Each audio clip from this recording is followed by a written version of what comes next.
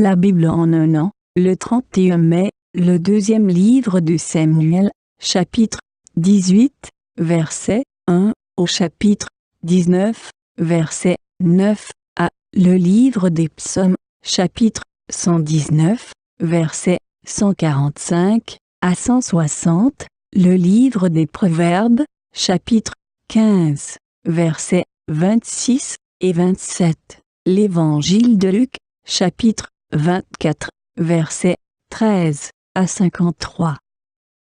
2 Samuel, chapitre 18. David passa en revue le peuple qui était avec lui, et il établit sur eux des chefs de milliers et des chefs de centaines.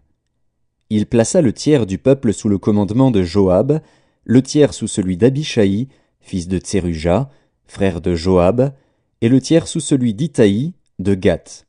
Et le roi dit au peuple, « Moi aussi, je veux sortir avec vous. » Mais le peuple dit, « Tu ne sortiras point. Car si nous prenons la fuite, ce n'est pas sur nous que l'attention se portera. Et quand la moitié d'entre nous succomberait, on n'y ferait pas attention. Mais toi, tu es comme 10 000 de nous, et maintenant il vaut mieux que de la ville tu puisses venir à notre secours. » Le roi leur répondit, « Je ferai ce qui vous paraît bon. » Et le roi se tint à côté de la porte, pendant que tout le peuple sortait par centaines et par milliers. Le roi donna cet ordre à Joab, à Abishaï et à Itaï, « Pour l'amour de moi, doucement avec le jeune Absalom. » Et tout le peuple entendit l'ordre du roi à tous les chefs au sujet d'Absalom. Le peuple sortit dans les champs à la rencontre d'Israël, et la bataille eut lieu dans la forêt d'Éphraïm. Là, le peuple d'Israël fut battu par les serviteurs de David, et il y eut en ce jour une grande défaite de 20 000 hommes. Le combat s'étendit sur toute la contrée, et la forêt dévora plus de peuple ce jour-là que l'épée n'en dévora. Absalom se trouva en présence des gens de David. Il était monté sur un mulet. Le mulet pénétra sous les branches entrelacées d'un grand térébinthe, et la tête d'Absalom fut prise au térébinthe.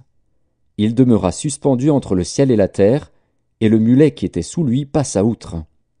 Un homme ayant vu cela vint dire à Joab, « Voici, j'ai vu Absalom suspendu à un térébinthe. » Et Joab dit à l'homme qui lui apporta cette nouvelle, « Tu l'as vu? Pourquoi donc ne l'as-tu pas abattu sur place?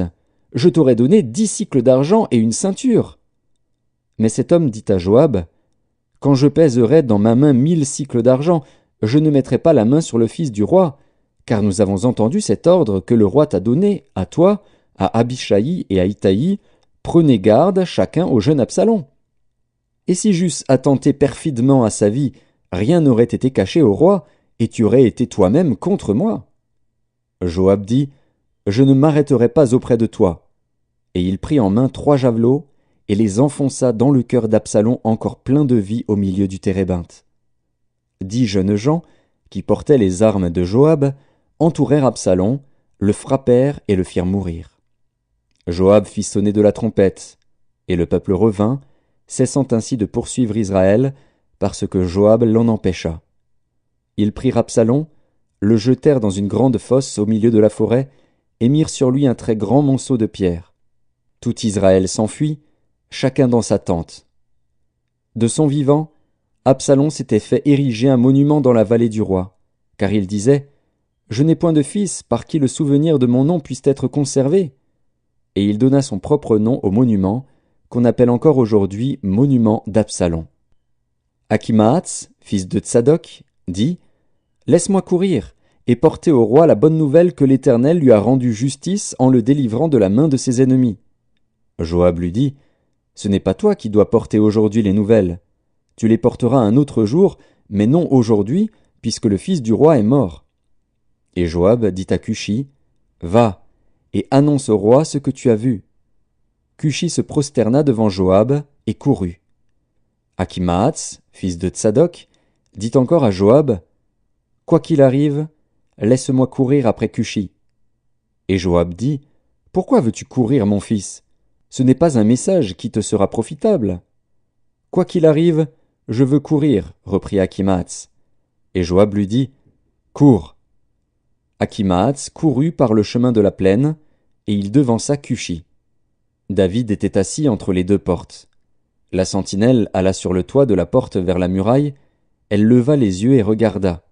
Et voici, un homme courait tout seul.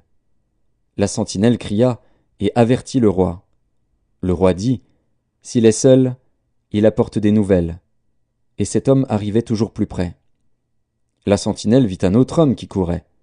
Elle cria au portier, « Voici un homme qui court tout seul. » Le roi dit, « Il apporte aussi des nouvelles. » La sentinelle dit, « La manière de courir du premier me paraît celle d'Achimaatz, fils de Tsadok. » Et le roi dit, « C'est un homme de bien, et il apporte de bonnes nouvelles. » Achimaatz cria, et il dit au roi, « Tout va bien. » Il se prosterna devant le roi, la face contre terre, et dit, « Béni soit l'Éternel, ton Dieu, qui a livré les hommes qui levaient la main contre le roi mon seigneur. » Le roi dit, « Le jeune Absalom est-il en bonne santé ?» Achimaatz répondit, « J'ai aperçu un grand tumulte au moment où Joab envoya le serviteur du roi et moi ton serviteur, mais je ne sais ce que c'était. » Et le roi dit, « Mets-toi là de côté. » Et Achimaatz se tint de côté. Aussitôt arriva Cushi, et il dit, « Que le roi mon seigneur apprenne la bonne nouvelle. Aujourd'hui l'Éternel t'a rendu justice en te délivrant de la main de tous ceux qui s'élevaient contre toi. » Le roi dit à Cushi, « Le jeune homme Absalom est-il en bonne santé ?» Cushi répondit, « Qu'il soit comme ce jeune homme, les ennemis du roi mon seigneur, et tous ceux qui s'élèvent contre toi pour te faire du mal. » Alors le roi, saisi d'émotion, monta dans la chambre au-dessus de la porte et pleura. Il disait en marchant, « Mon fils Absalom, mon fils Absalom, que ne suis-je mort à ta place? Absalom, mon fils, mon fils. » 2 Samuel, chapitre 19. On vint dire à Joab, « Voici, le roi pleure et se lamente à cause d'Absalom. » Et la victoire, ce jour-là, fut changée en deuil pour tout le peuple, car en ce jour le peuple entendait dire, « Le roi est affligé à cause de son fils. » Ce même jour, le peuple rentra dans la ville à la dérobée, comme l'auraient fait des gens honteux d'avoir pris la fuite dans le combat. Le roi s'était couvert le visage, et il criait à haute voix, « Mon fils Absalom, Absalom, mon fils, mon fils !» Joab entra dans la chambre où était le roi, et dit, « Tu couvres aujourd'hui de confusion la face de tous tes serviteurs, qui ont aujourd'hui sauvé ta vie, celle de tes fils et de tes filles, celle de tes femmes et de tes concubines. Tu aimes ceux qui te haïssent et tu hais ceux qui t'aiment, car tu montres aujourd'hui qu'il n'y a pour toi ni chef ni serviteur. Et je vois maintenant que, si Absalom vivait et que nous fussions tous morts en ce jour, cela serait agréable à tes yeux. Lève-toi donc, sors, et parle au cœur de tes serviteurs. Car je jure par l'Éternel que, si tu ne sors pas, il ne restera pas un homme avec toi cette nuit, et ce sera pour toi pire que tous les malheurs qui te sont arrivés depuis ta jeunesse jusqu'à présent. » Alors le roi se leva, et il s'assit à la porte. On fit dire à tout le peuple, « Voici, le roi est assis à la porte. » Et tout le peuple vint devant le roi. Cependant Israël s'était enfui, chacun dans sa tente. Et dans toutes les tribus d'Israël, tout le peuple était en contestation, disant, « Le roi nous a délivrés de la main de nos ennemis, c'est lui qui nous a sauvés de la main des Philistins. » Psaume 119. Je t'invoque de tout mon cœur, exauce-moi, Éternel, afin que je garde tes statuts. Je t'invoque, sauve-moi, afin que j'observe tes préceptes. Je devance l'aurore et je crie, j'espère en tes promesses. Je devance l'éveil et j'ouvre les yeux pour méditer ta parole. Écoute ma voix selon ta bonté, rends-moi la vie selon ton jugement. Ils s'approchent, ceux qui poursuivent le crime, ils s'éloignent de la loi. Tu es proche, ô Éternel, et tous tes commandements sont la vérité. Dès longtemps, je sais par tes préceptes que tu les as établis pour toujours. Vois ma misère et délivre-moi, car je n'oublie point ta loi. Défends ma cause et rachète-moi, rends-moi la vie selon ta promesse. Le salut est loin des méchants, car ils ne recherchent pas tes statuts. Tes compassions sont grandes, ô Éternel, rends-moi la vie selon tes jugements. Mes persécuteurs et mes adversaires sont nombreux, je ne m'écarte point de tes préceptes. Je vois avec dégoût des traîtres qui n'observent pas ta parole, Considère que j'aime tes ordonnances. Éternel, rends-moi la vie selon ta bonté. Le fondement de ta parole est la vérité, et toutes les lois de ta justice sont éternelles. Livre des Proverbes, chapitre 15. Les pensées mauvaises sont en horreur à l'Éternel, mais les paroles agréables sont pures à ses yeux. Celui qui est avide de gain trouble sa maison, mais celui qui a de la haine pour les présents vivra. Évangile de Luc, chapitre 24. Et voici, ce même jour, 2 disciples allaient à un village nommé Emmaüs, éloigné de Jérusalem de 60 stades, et ils s'entretenaient de tout ce qui s'était passé. Pendant qu'ils parlaient et discutaient, Jésus s'approcha et fit route avec eux. Mais leurs yeux étaient empêchés de le reconnaître. Il leur dit, « De quoi vous entretenez-vous en marchant, pour que vous soyez tout tristes ?» L'un des deux, nommé Cléopas, lui répondit, « Es-tu le seul qui, séjournant à Jérusalem, ne sache pas ce qui y est arrivé ces jours-ci ?»« Quoi ?» leur dit-il.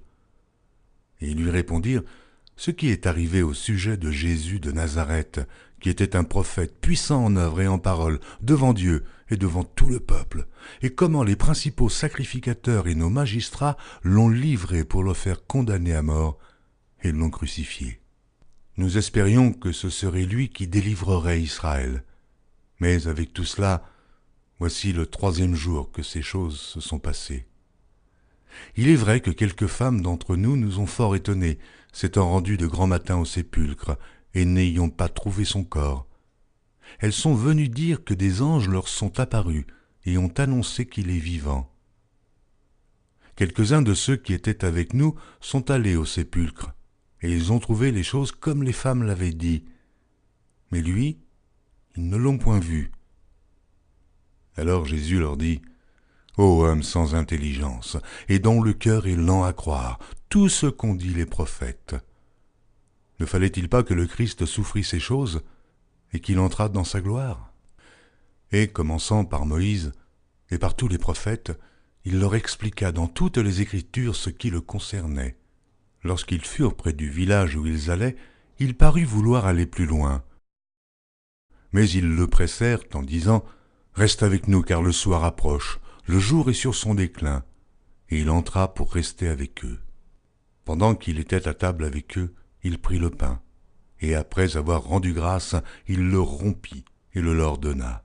Alors leurs yeux s'ouvrirent, et ils le reconnurent. Mais il disparut de devant eux. Et ils se dirent l'un à l'autre, « Notre cœur ne brûlait-il pas au-dedans de nous lorsqu'il nous parlait en chemin et nous expliquait les Écritures ?» Se levant à l'heure même, ils retournèrent à Jérusalem, et ils trouvèrent les 11 et ceux qui étaient avec eux assemblés, et disant, « Le Seigneur est réellement ressuscité, et il est apparu à Simon. » Et ils racontèrent ce qui leur était arrivé en chemin, et comment ils l'avaient reconnu au moment où il rompit le pain. Tandis qu'il parlait de la sorte, lui-même se présenta au milieu d'eux et leur dit, « La paix soit avec vous. » Saisis de frayeur et d'épouvante, ils croyaient voir un esprit, mais il leur dit, « Pourquoi êtes-vous troublés? Et pourquoi pareille pensée s'élève-t-elle dans vos cœurs? Voyez mes mains et mes pieds, c'est bien moi. Touchez-moi et voyez. Un esprit n'a ni chair ni os, comme vous voyez que j'ai. » Et en disant cela, il leur montra ses mains et ses pieds. Comme dans leur joie, ils ne croyaient point encore, et qu'ils étaient dans l'étonnement, il leur dit, « Avez-vous ici quelque chose à manger ?» Ils lui présentèrent du poisson rôti et un rayon de miel. Il en prit, et il mangea devant eux. Puis il leur dit, « C'est là ce que je vous disais lorsque j'étais encore avec vous, qu'il fallait que s'accomplît tout ce qui est écrit de moi dans la loi de Moïse, dans les prophètes et dans les psaumes. » Alors, il leur ouvrit l'esprit, afin qu'ils comprissent les Écritures. Et il leur dit, « Ainsi il est écrit que le Christ souffrirait, et qu'il ressusciterait des morts le 3e jour, et que la repentance et le pardon des péchés seraient prêchés en son nom à toutes les nations, à commencer par Jérusalem. Vous êtes témoins de ces choses, et voici, j'enverrai sur vous ce que mon Père a promis, mais vous, restez dans la ville, jusqu'à ce que vous soyez revêtus de la puissance d'en haut. » Il les conduisit jusque vers Béthanie, et, ayant levé les mains, il les bénit. Pendant qu'il les bénissait, il se sépara d'eux et fut enlevé au ciel. Pour eux, après l'avoir adoré, ils retournèrent à Jérusalem avec une grande joie, et ils étaient continuellement dans le temple, louant et bénissant Dieu.